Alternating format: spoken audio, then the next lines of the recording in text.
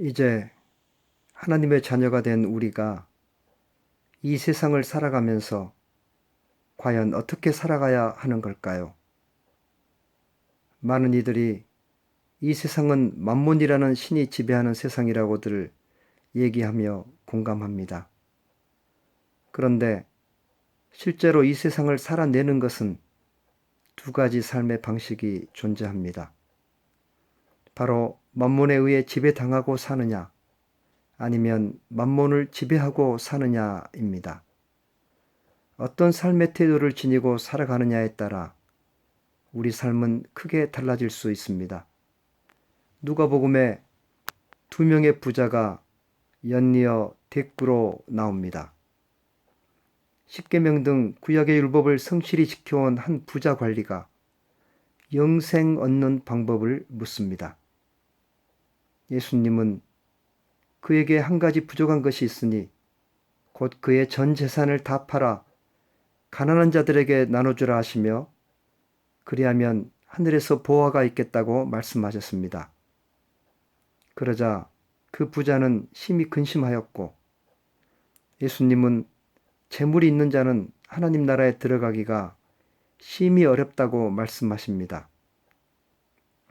그리고 예수님은 여리고 성읍에 들어가시다가 삭개오라는 부자 세리장을 만났습니다.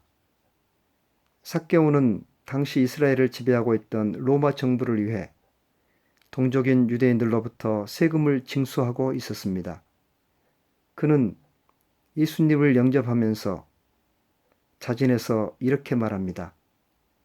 내 소유의 절반을 가난한 자들에게 나눠주고 만일 누구의 것을 속여 빼앗은 일이 있으면 내게로 갚겠다며 구약의 율법을 인용하며 고백합니다.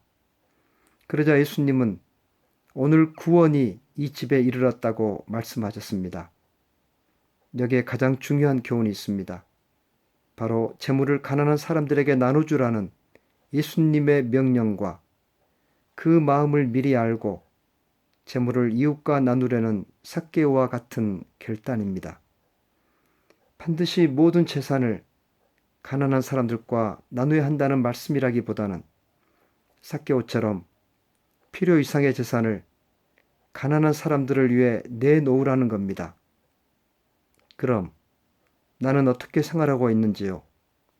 현재 나의 상태를 돌아보는 손쉬운 방법이 있습니다. 지금 나와 내 가족은 어떤 집에 거주하며 어떤 차를 타고 다니느냐입니다.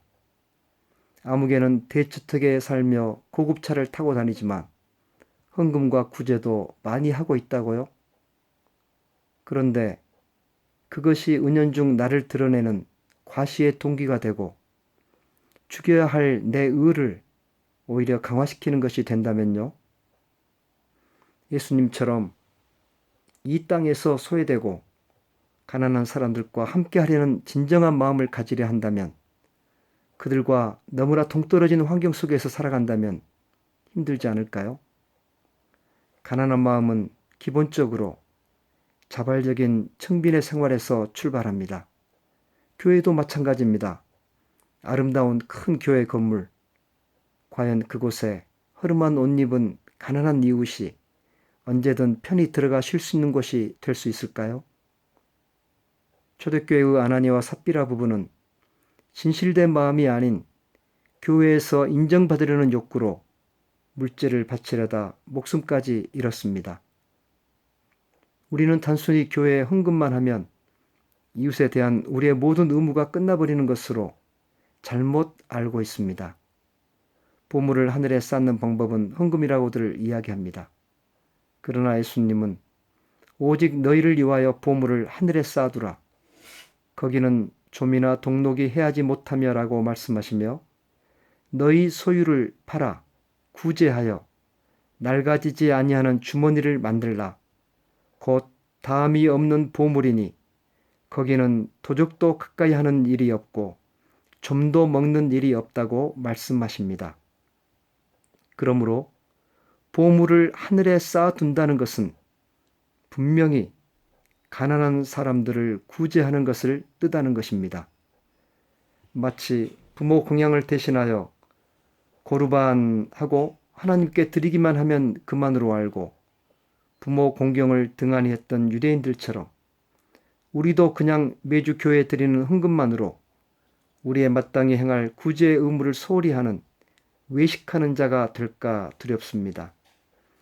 가난한 자를 불쌍히 여기는 것은 여호와께 구워드리는 것이니 그의 선행을 그에게 갚아 주시리라고 잠언에 기록되어 있습니다.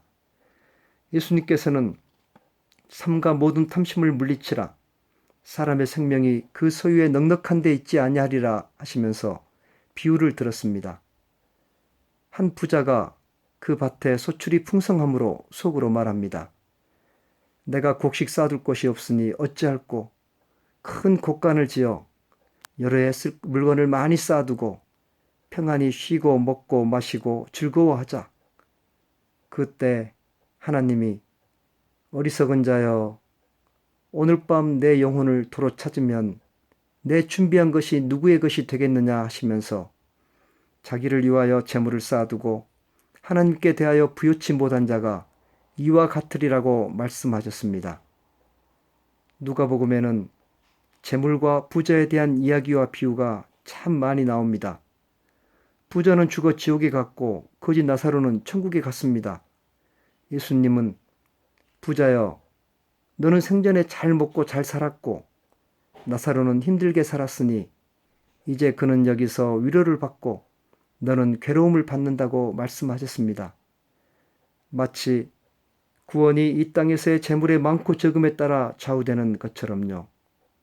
그러나 분명한 것은 우리의 구원은 오직 우리를 위해 피 흘리신 예수 그리스도의 보혈의 공로로 값없이 얻는 것입니다. 그럼 누가복음에서 말하고자 하는 구원의 방법은 무엇이라고 말할 수 있을까요? 이 땅에서의 나그네 인생 동안 어떻게 살아가느냐에 따라 그 삶의 태도가 어떻느냐에 따라 내가 참 신앙인인가 아닌가가 극명하게 드러난다고 말할 수 있습니다. 그렇다면 과연 가짜 신자로서 살아가면서 구원받을 수 있을까요? 두렵고 떨리는 일입니다. 바울 사도가 왜 날마다 두렵고 떨림으로 내 구원을 이루라고 얘기했는지 심각하게 고민하고 이 땅에서의 나의 삶의 방식과 태도에 대해서 진지하게 고민해 봐야 할 것입니다. 부디 나의 보물을 좀과 동록이 해야 하는 이 땅이 아닌 하늘에 쌓아 칭찬받는 선한 청지기가 되시기를 진심으로 기원합니다.